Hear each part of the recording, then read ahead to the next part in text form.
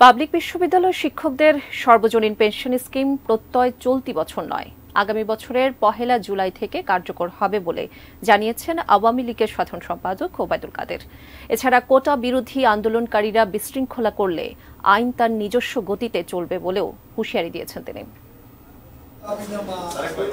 শনিবার দুপুরে রাজধানীর ধানমন্ডিতে আওয়ামী লীগ সভাপতির রাজনৈতিক কার্যালয়ে দলের সাধারণ সম্পাদক ওবায়দুল কাদেরের সঙ্গে বৈঠকে বসেন পেনশন স্কিম নিয়ে আন্দোলনকারী বিশ্ববিদ্যালয় শিক্ষক সমিতির নেতারা।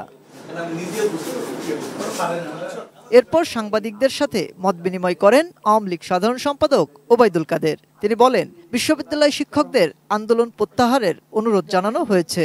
সবার পেনশন স্কিমে অন্তর্ভুক্ত করার তারিখ হচ্ছে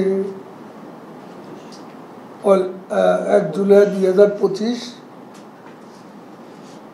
এটা তাদেরকে আমরা পরিষ্কারভাবে বলেছি। আলাপ আলোচনার ভিত্তিতে আশা করি সকল সমস্যার অচিরে সমাধান হবে।